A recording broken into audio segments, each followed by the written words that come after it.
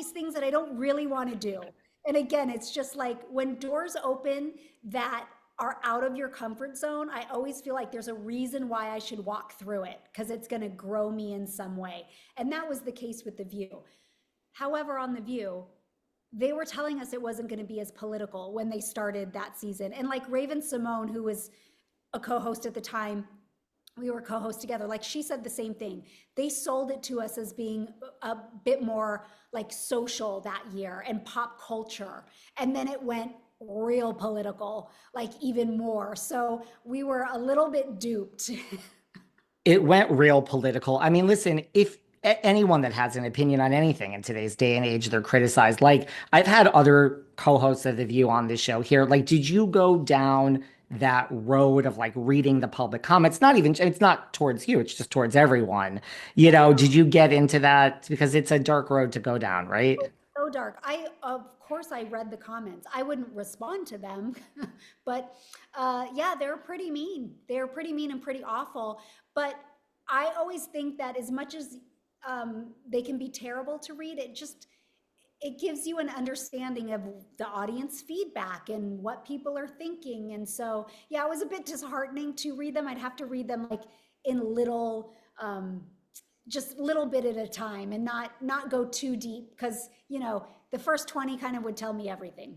Right. You're like, that's enough. Well, listen, Masked Singer was reality TV, Dancing with the Stars. You know, going into The View, it's like like I said, it's a job where you're going to disagree with people. You know, another show I think of that is in that category is Real Housewives. Like we've had so many actresses on Real Housewives. We have Garcelle Bouvet on there now. We've had Lisa Rinna, Denise Richards. Have you ever been asked to be on Real Housewives?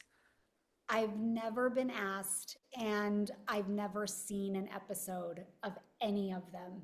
So I don't even know I know, obviously I know everyone because they're pop culture people. So I know all their names, but I've never watched that show. But no, never been asked. I'd probably be a really boring housewife.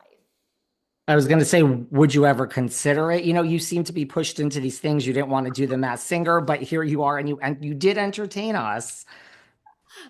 I don't know. Who knows? Never say never. I feel like I'd rather be on like Big Brother or something like that, Celebrity Edition. That might be fun. That's a good one too. Yeah. Well, listen, you almost broke the internet in 2015 when Fuller House came back. I have to tell you, I was beside myself that we were going to see a grown-up DJ Tanner and everyone else. Are we done with this? You know, I mean, is there any world that we live in where there can be another incarnation of Fuller House? I don't think there is that world. If there was, I think everyone would do it, like for sure. I certainly would. But, it was like the dynamic between Netflix and Warner Brothers, and then even our creator and showrunner, Jeff Franklin, like there's all these weird dynamics that are behind the scenes stuff that I don't know that they would all agree to get another iteration going. That makes sense. I mean, it would be a great tribute probably to Bob, though, to like have you guys all together. And sometimes like when someone passes to be all together and back in that setting. Yeah, we've talked about it. Like we've discussed it before on how we would do it in a way that would honor Bob because you can never forget Bob. And Bob, I mean, Bob was the patriarch of the show. He was the dad for all of us and he was America's dad. So we talked about ways in doing that, but I think we all kind of realized between network stuff, I don't think it'll ever happen. Well, I'll just keep my fingers crossed, but I know how it works. Do you think, and then I have another question about the Messinger, do you think like, look, Mary Kate and Ashley, they were 1 year old when they started, there was so much controversy that they weren't going to be in Fuller House just because the fans really want, do you think they get like unnecessarily criticized for that? I mean, the Row is $1 billion business. Totally, totally. Yes, it's like when you have it, I don't think it was a diss to any of us, like not at all. They haven't acted since they were teenagers, and they have $1 billion empire. So if you break it down, it's like, yeah, that's okay that they said no and didn't want to be a part of it. It really was okay. When you sang Let's Get It Loud, like what do you listen to on your iPod and what's in your shuffle these days for music when you're not on the Mass Singer? Um, I kind of have John Mayer on repeat. And it's like it's all the same albums. I mean, I have all the new albums, but it's a little sad in a way that I just keep it's just John Mayer, John Mayer, John Mayer.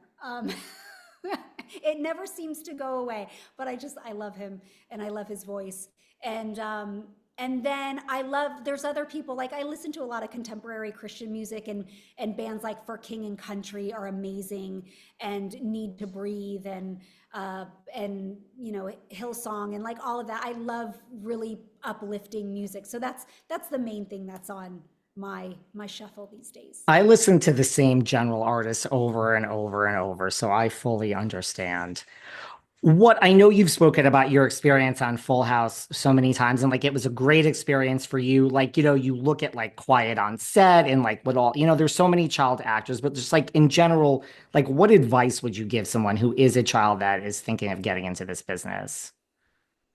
Um, the I always say like if a child really wants to do it, like that's the first thing. They have to want to do it because it's not about the parents. And I feel like a lot of it goes wrong when the parents want it more than the kids want it. And the other part is if you don't have good people looking out for you, and again, that's the parents' responsibility, that's when things can go wrong. So I, you know, I, as we talked about, I've been in this business for 40 years. I've had a great experience, but I've had good people around me. And and when we look at all the like horrible stuff that goes on, and it's not I'm not blaming all parents because sometimes people are so sneaky and they you don't always see the red flags, but it's really important that you're looking out for those because there are dangers in the industry and there just are like anywhere. So do it if you love it, but get good people around you. Did you consciously really want to do it? Because you were older than like the Olsons, like, or was it like your brother was in the business and then you thought, hey, or were you, or when you were We young, you really just, this is what you wanted to do? we started at the same time and I was 5, my brother was 9, and we it was like we were born and raised in LA. So it was kind of like, hey, do you want to go play soccer? Do you want to take tap and ballet? Do you want to try being in commercials? I was like, sure, I'll try commercials. Like Yeah. wasn't this strong desire at 5 years old that I wanted to do it, but I went on a couple of auditions and I was like, oh, this is fun. I really like it. And so my parents were just like, great, you can choose any of these extracurricular activities. And as long as you like it, we'll keep doing it. When you don't want to do it, we won't do it anymore. And so I think that's part of why I